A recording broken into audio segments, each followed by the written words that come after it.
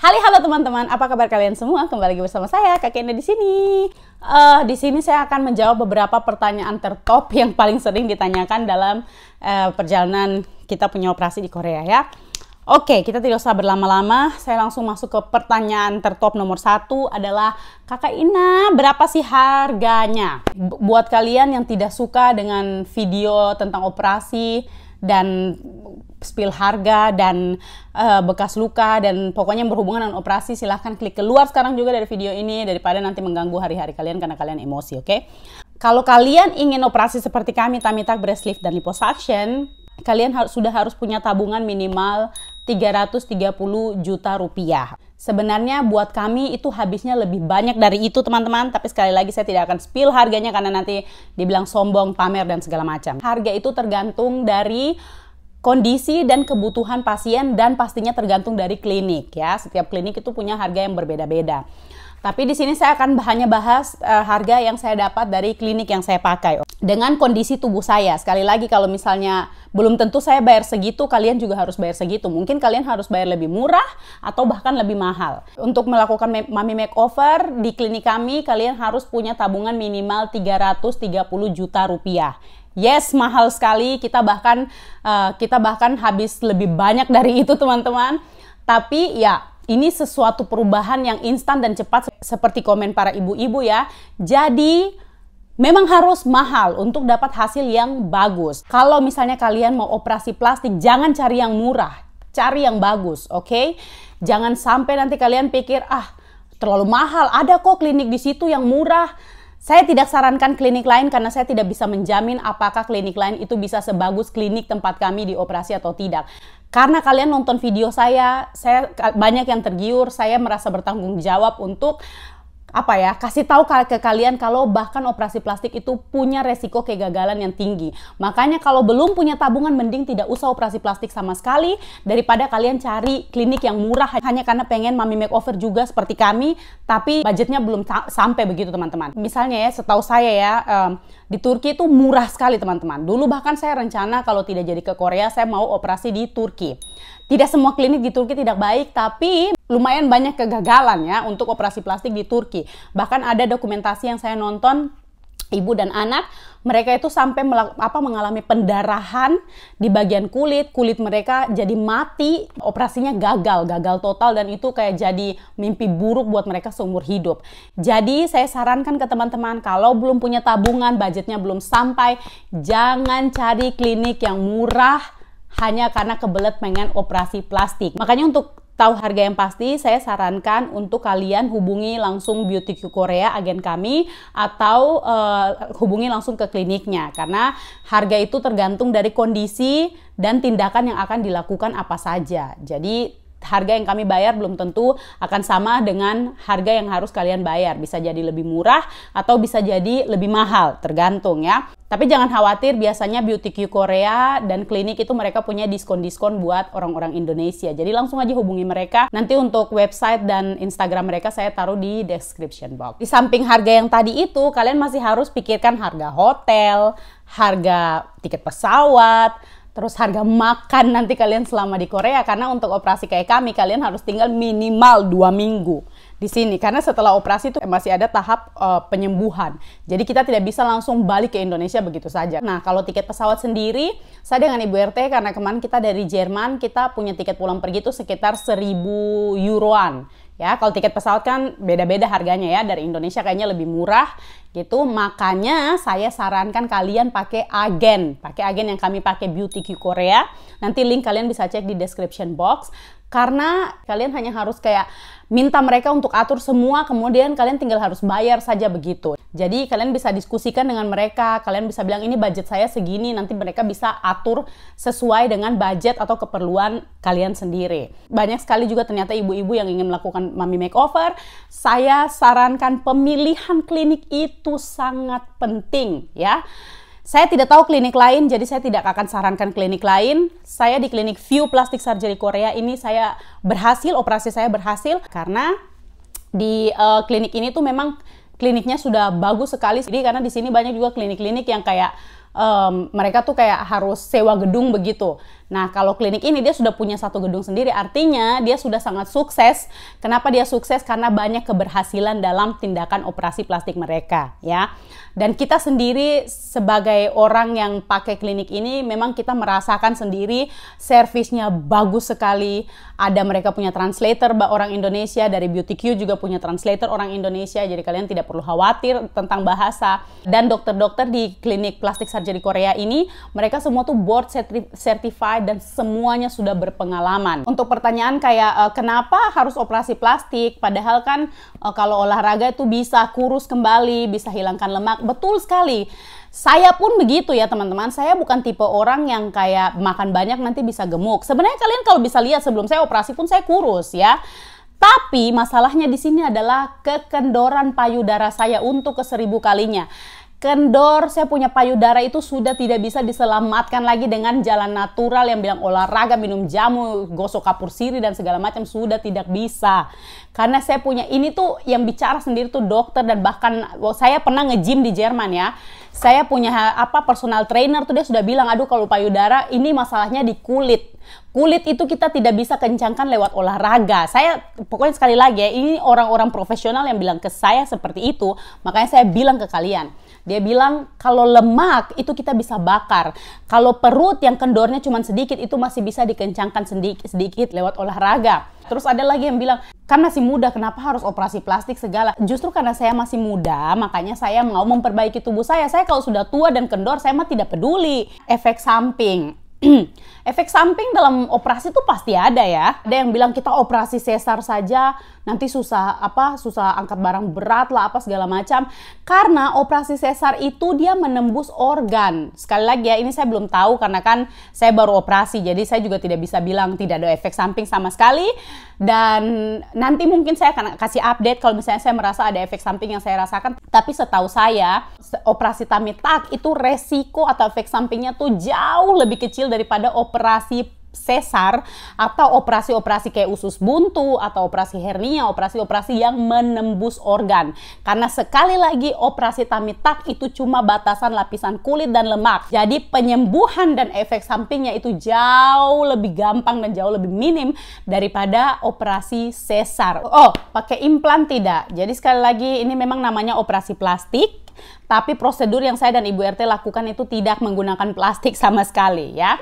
Kami punya breast lift atau pengangkatan pengencangan payudara ini pun ini asli, tidak ada barang apapun di dalam. Kita punya payudara. Karena kita sudah puas dengan bentuk payudara kita yang sekecil ini, kita juga tidak menginginkan payudara yang besar. Jadi kita minta ke dokter untuk kulitnya saja yang dibuang, dikencangkan, tapi volume payudaranya tetap, makanya kita tidak pakai implan sama sekali. Tapi kalau kalian ingin membesarkan payudara, ada pilihan bisa pakai implan atau suntik lemak. Jadi lemak yang diambil dari perut, dari tangan, dari paha itu nanti dipindahkan ke bagian payudara.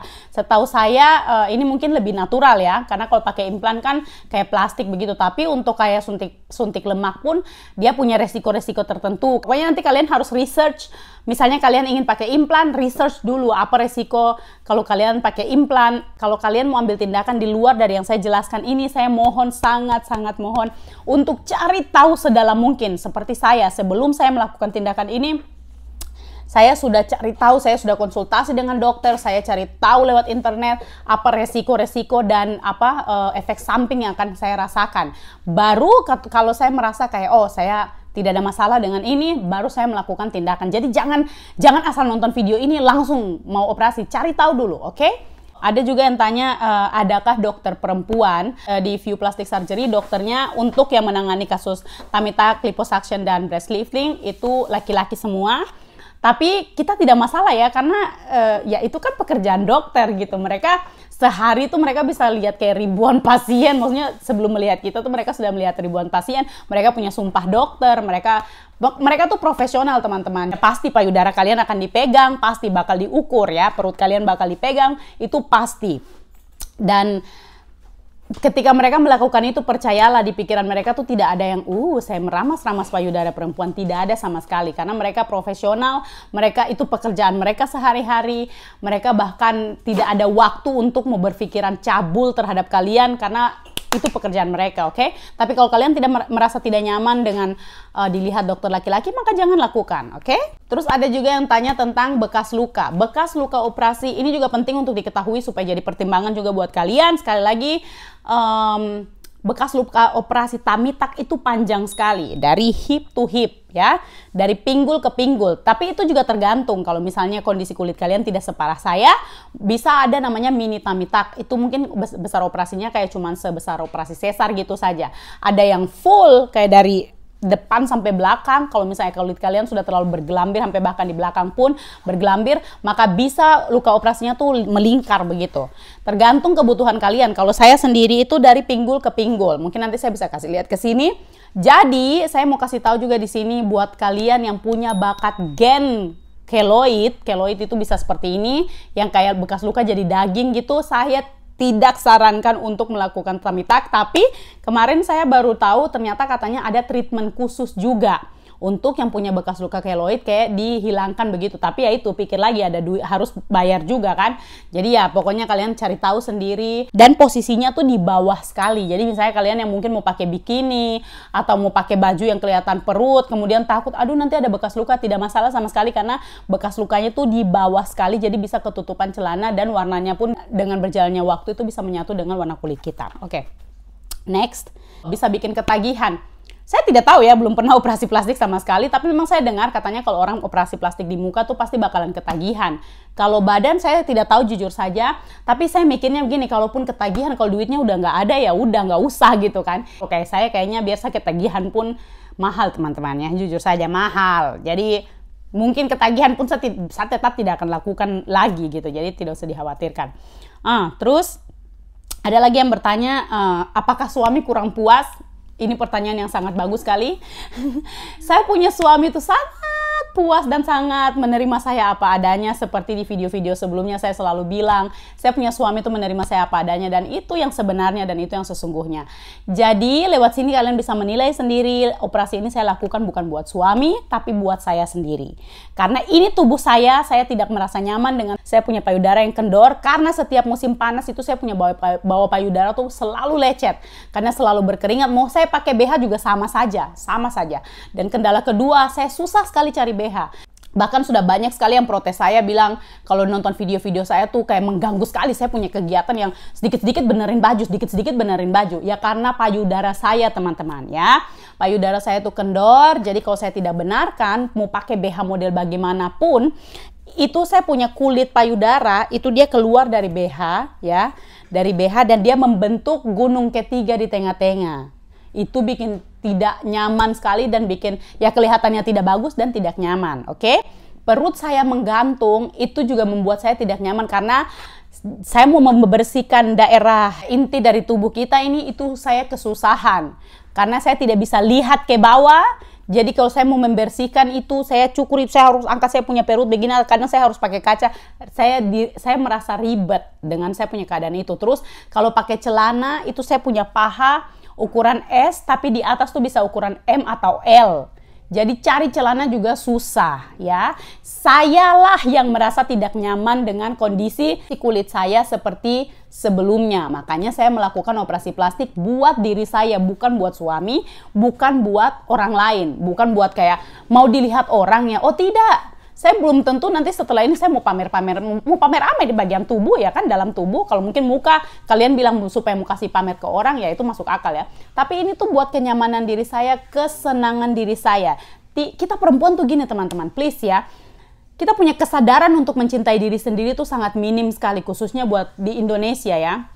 Makanya saya tidak heran dapat komentar kayak yang padahal suaminya senang, loh apakah kita merawat diri tuh hanya untuk suami? Teman-teman, please cintai diri sendiri. Please rawat diri sendiri buat kita juga gitu.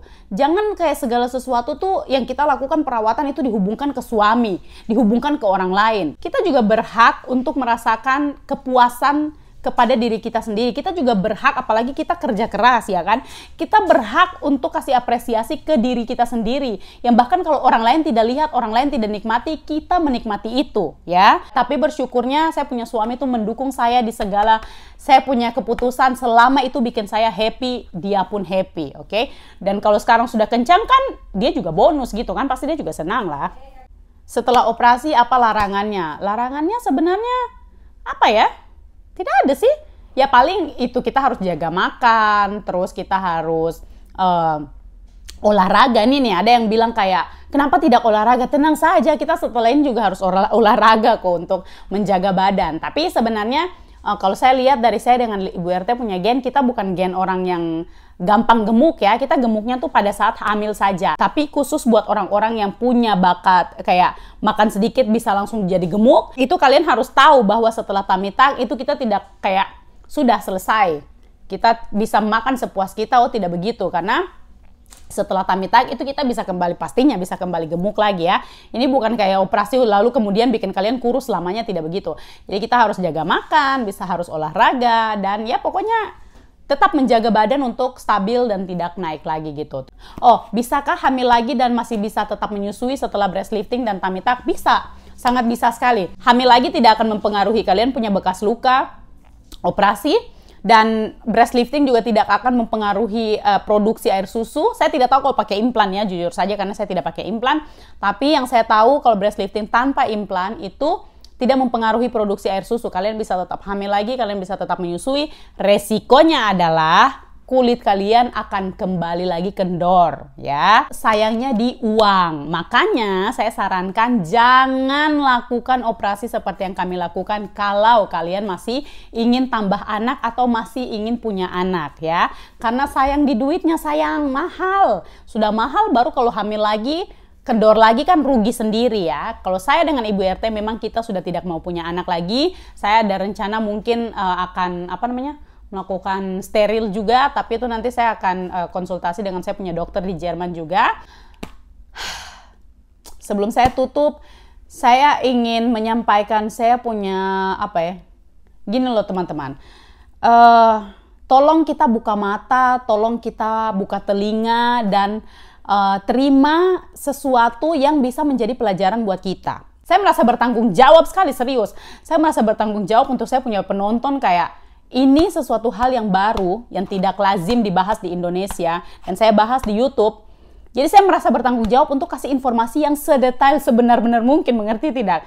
Karena ada lagi yang kayak jadinya promosi mereka punya. Tolong teman-teman, saya tidak mau jangan sampai kalian termakan kayak foto-foto yang ternyata orang operasi plastik, tapi orang-orang yang jualan kayak minyak pembesaran payudara lah, terus bilang pakai minum ini, obat diet lah, bilangnya ini kurus karena diet, padahal itu orang yang melakukan prosedur kayak kami misalnya. Foto orang-orang itu yang dipakai untuk menjual produk mereka, oke? Jadi teman-teman, makanya di sini saya mau bilang, jangan gampang percaya. Kita tuh kayaknya kalau masalah produk-produk yang kayak putihkan kulit, padahal itu orang yang mungkin mereka suntik putih, kemudian orang penjual-penjual obat-obat untuk pemutih kulit itu mereka pakai foto-foto itu, kemudian bilang ini mereka pakai produk kita. Please, ya. Kenapa kita juga terang-terangan kasih bikin video operasi begini, itu supaya orang tahu kalau orang yang tiba-tiba kurus itu tuh bisa melalui jalan operasi. Dan belum tentu kalau kalian minum produk-produk yang orang-orang jual, yang kalian lebih percaya daripada video kami ini, belum tentu itu bekerja ya. Kadang-kadang kayak saya lihat komen-komen, kadang saya merasa kayak saya pengen jawab, pengen jelaskan, tapi saya lihat kayaknya kita kebanyakan tuh kita lebih mau menerima berita fake daripada dengar informasi yang sesungguhnya. Tapi karena kita menolak instan ya. Iya, kita menolak untuk kayak, oh kalau operasi itu tidak bagus, jadi mending ini minum obat pelangsing ini. Padahal teman-teman, karena saya tahu, makanya saya mau bilang ke kalian kesini, jangan terlalu gampang percaya. Saya tuh gemesnya begini teman-teman, kalau kita kasih tahu secara terang-terangan kalau kita operasi plastik begini, kayak banyak yang tidak mendukung itu. Tapi ketika ada orang yang jual obat pelangsing yang kalian juga tidak tahu, tidak ada BPOM-nya, kalian tidak tahu nih obat asal-usulnya dari mana, tapi hanya berdasarkan foto yang kalian lihat dulu orangnya gemuk, tiba-tiba jadi kurus, kulit kencang, padahal itu kemungkinan besar melalui jalan operasi seperti kami, kalian lebih memilih untuk percaya itu dan minum obat itu. Padahal kalau kalian tidak tahu obat itu asal-usulnya dari mana, tidak ada BPOM-nya, itu resikonya jauh lebih besar daripada kami yang melakukan operasi plastik. Karena dia merusak kalian punya organ-organ di dalam tubuh. Yang saya bingung tuh orang yang begitu, kalian terima gitu. Tapi kalau orang yang terang-terangan secara operasi plastik itu kayak kalian tidak terima karena bilang merubah ciptaan Tuhan, bilang tidak bersyukur. Jadi kayak kalau saya baca-baca komen-komen kayak gitu tuh saya kayak merasa kayak, kenapa ya kita tuh lebih senang ditipu, dikibulin daripada dikasih makan fakta begitu teman-teman. Jadi sebenarnya lewat sini kan mungkin kalian bisa jadi lebih hati-hati. Kalau misalnya ada orang yang jual-jual produk pelangsing, kemudian mereka kasih lihat kalian foto before after yang sekali lagi ya teman-teman. Kalau kalian lihat foto before afternya, foto sebelum dan sesudah, dulu orangnya gemuk sekali, tiba-tiba jadi kurus ramping dengan kulit kencang, kalian sudah bisa tahu di situ penipuan ya. Karena orang kalau dulunya gemuk sekali, kalau dia kurus, kondisi kulitnya tidak akan kencang. Percaya saya, tidak akan kencang. Kalian mau olahraga sampai tak putar bagaimanapun, namanya kulit kalau sudah sekendor itu. Ini saya bicara khusus buat kayak misalnya foto-foto yang dulu gemuk sekali ya. Kalau misalnya gemuknya cuma dikit, mungkin kembalinya kulit bisa kencang. Tapi kalau dulunya obesitas, biasa kan orang kasih tunjuk foto tuh kayak before after tuh yang dulu dia gemuk sekali, tiba-tiba jadi kurus dan kulitnya kencang. Kalian sudah bisa tahu di situ. Harus pertanyakan produk yang mereka jual, oke? Kalau misalnya kalian kayak tidak suka dengan video kami karena kalian menganggap kami merubah ciptaan Tuhan atau kurang bersyukur atau sombong pamer, itu saya mohon maaf ya. Saya tidak bisa merubah pemikiran dan opini kalian terhadap kami. Saya terima masukan itu, tapi ya itu makanya saya bilang saya harus jelaskan tentang kayak obat pelangsing, terus kayak pemutih kulit. Karena teman-teman percayalah, mungkin kelihatan apa yang kami lakukan ini ekstrim. Tapi apa yang kami lakukan ini jauh lebih tidak berbahaya karena kami lakukan di klinik yang betul ya. Beda kalau kita lakukan di klinik abal-abal ya. Jadi saya bisa klaim di sini apa yang kami lakukan itu jauh lebih aman daripada kalau kalian minum obat pelangsing yang tidak ada BPOM-nya ya. Yang kalian tidak tahu itu sumbernya dari mana begitu teman-teman. Jadi ini jauh lebih aman bahkan dari kalian pakai pemutih kulit.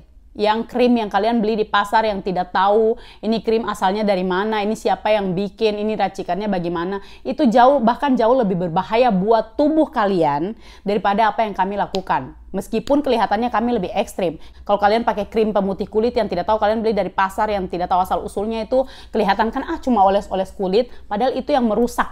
Tidak sedikit di Indonesia yang memiliki kanker kulit karena pakai krim abal-abal, karena ingin terlihat cantik tapi tidak mau bayar mahal, cuma beli di pasar ya, murah-murah, tidak tahu asal-usul krim ini dari mana, siapa yang bikin, dia punya racikan di dalam itu apa, bahan-bahannya mereka pakai itu apa, tapi karena ingin cantik, ingin putih, pakai krim itu kemudian merusak kulit mereka sendiri ya. Kalau yang sudah ada BPOM saya tidak mau judge, saya tidak tahu keamanannya seperti apa. Kalau kalian anggap aman dan kalian sudah pakai dan aman, ya syukur dan itu bagus ya. Berarti kalian merawat kulit, kalian cantik lewat jalan yang baik begitu. Tapi ini yang saya mau bilang buat orang-orang yang pakai krim-krim yang kita tidak tahu dia asal usul dari mana gitu. Intinya pokoknya segala sesuatu sekecil apapun tindakan yang kita mau pakai buat kita punya tubuh ini, kita cari tahu dulu. Misalnya kayak orang yang rebonding rambut atau kasih keriting rambut, yang pakai obat-obatan yang kalian ya itu dia tidak tahu asal usulnya dari mana, itu di dalam itu ada campuran apa saja yang merusak kalian punya rambut dan kalian punya kulit. Ya itulah yang kita harus cari tahu dulu ya. Oke. Baiklah teman-teman, saya mohon maaf jika ada saya punya kata-kata yang menyinggung atau yang tidak berkenan di telinga dan hati kalian yang menonton, ibu-ibu, bapak-bapak dan semua yang ada di sini. Saya mohon maaf sedalam-dalamnya kalau terkesan saya sombong atau terkesan saya angkuh atau terkesan saya terlalu pamer atau sok menggurui. Saya minta maaf, saya hanya merasa kayak saya tahu yang nonton saya banyak, jadi saya merasa saya bertanggung jawab untuk sampaikan ini ke kalian begitu supaya kita lebih hati-hati lagi. Dan sekali lagi di sini saya tidak mengajak kalian untuk operasi plastik selama kalian bisa mencapai bentuk tubuh yang kalian mau melalui jalan-jalan natural seperti olahraga, minum jamu, minum daun-daunan, kayak begitu, maka lakukanlah yang terbaik buat kalian punya tubuh. Dan kalau kalian sudah merasa puas dengan bentuk tubuh kalian, kalian tidak merasa terganggu dengan bentuk tubuh kalian, maka tidak perlu operasi plastik. Tidak perlu, jangan karena kalian lihat saya, kemudian kalian juga ingin dan harus. Tidak seperti itu ya. Semuanya itu kembali ke diri kita sendiri. Kalau kita merasa tidak nyaman, maka lakukan apa yang bisa kita lakukan buat menyamankan diri kita sendiri. Dan sekali lagi, please sayangi kalian punya diri sendiri. Utamakan kalian punya diri sendiri juga. Jangan segala sesuatu kita lakukan itu hanya karena suami yang mau. Hanya karena untuk suami. Kita juga berhak bahagia untuk diri kita sendiri. Oke, terima kasih buat kalian yang nonton. Semoga kalian suka dengan videonya. Semoga video ini juga menjawab rasa penasaran kalian. Kita ketemu lagi di next video. Dadah!